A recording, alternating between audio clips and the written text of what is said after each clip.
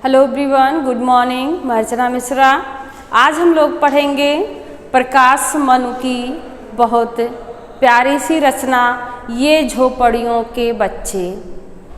इस पाठ में, इस कविता में कवि ने झोपड़पट्टी में रहने वाले गरीब बेसहारा बच्चों के दयनीय स्थिति का चित्रण किया है।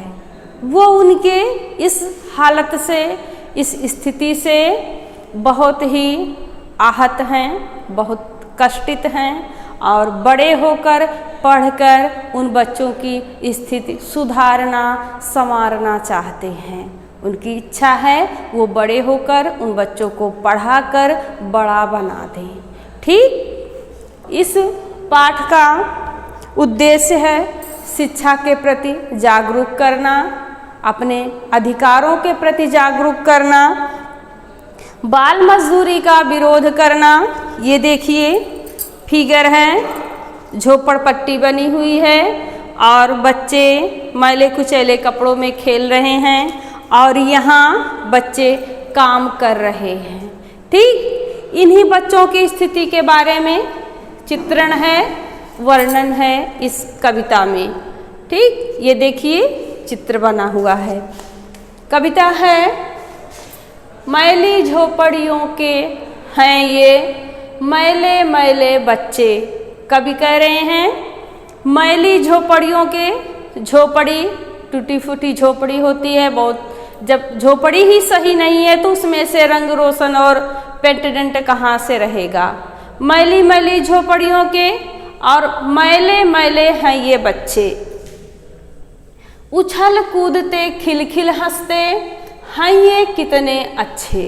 कवि कह रहे हैं भले झोपड़पट्टी मैली कुचैली है और भले बच्चों के कपड़े मैले हैं, फटे पुराने हैं, लेकिन वे उछल कूद कर रहे हैं और खिलखिला कर हंस रहे हैं। ये बच्चे देखने में बहुत ही अच्छे और सच्चे हैं।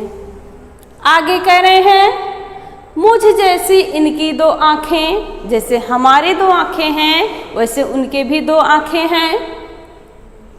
मुझ जैसे दो हाथ, आँखें भी हम लोगों के जैसे दो हैं और हाथ भी दो हैं। नहीं पढ़ा करते पर क्यों ये कभी हमारे साथ।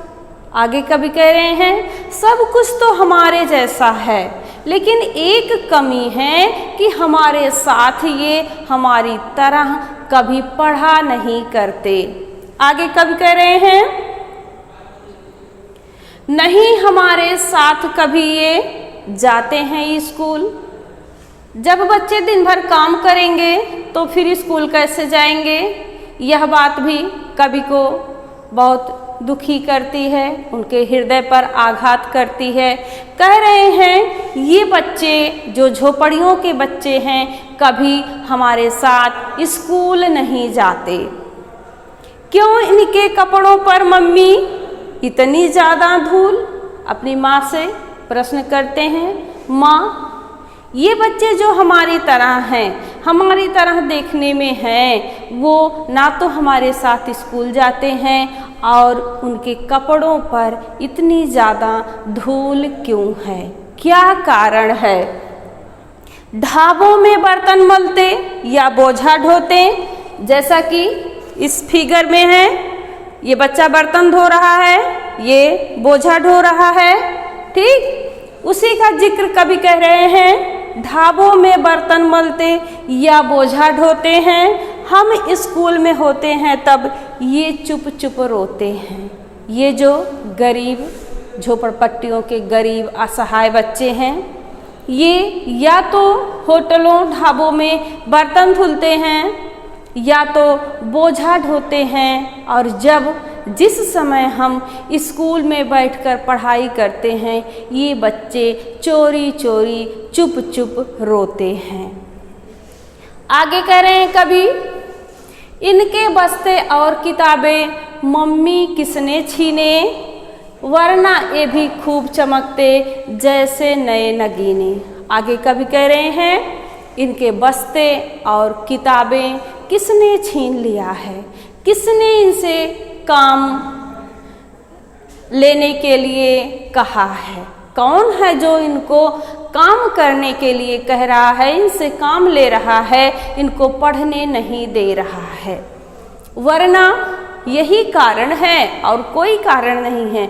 अगर ये बच्चे हमारी तरह स्कूल में पढ़ते तो ये भी जैसे अंगूठी में चमकीले पत्थर नग चमकते हैं, वैसे ये बच्चे भी चमकते। आगे कभी कह रहे हैं, मम्मी सोच लिया है पढ़कर, मम्मी सोच लिया है पढ़कर, इनको खूब पढ़ाऊंगा। कभी अपने लिए कहते हैं, माँ मैंने ये सोच लिया है, ये निश्चय कर लिया है, मैं जब पढ़ लूँगा तो इन बच्चों को पढ़ाऊँगा, ये पढ़कर आगे बढ़ जाएं, इनको यही सिखाऊँगा। ये बच्चे जो पढ़ नहीं पा रहे हैं, मैं जब पढ़कर बड़ा हो जाऊंगा, पढ़ लिख लूँगा तो इन बच्चों को पढ़ाऊंगा और यही सीख दूंगा, यही सिखाऊंगा कि ये पढ़ लिख कर अपने जीवन में आगे बढ़ जाएं। आगे कह रहे हैं, ये भी भारत के बच्चे हैं, ये भारत की शान है। जैसे हम लोग भारत के बच्चे हैं, वैसे ये बच्चे भी भारत के ही बच्चे हैं और ये भी भारत के शान हैं। झोपड़ियों के हैं तो क्या है, इन पर मन इन पर कुर्बान है। आगे कवि प्रकाश मनु कहते हैं, भले ये झोपड़पट्टी के रहने वाले हैं, भले इनके पास ऊंची बिल्डिंग, अच्छे घर, अच्छे कपड़े नहीं हैं, लेकिन ये भी भारत के शान हैं। और भले ये झोपड़ियों के हैं, लेकिन मेरा मन जो है, मेरी आत्मा जो है, मेरा दिल जो है, इन बच्चों पर कुर्बान है। कवि प्रकाश मनु झोपड़ी में रहने वाले बच्चों के प्रति बहुत ही गंभीर हैं, बहुत उत्तम सोच रखते हैं। ठीक, आशा है आपके समझ में आ गया होगा। कल हम इसकी क्वेश्चन आंसर देखेंगे। धन्यवाद।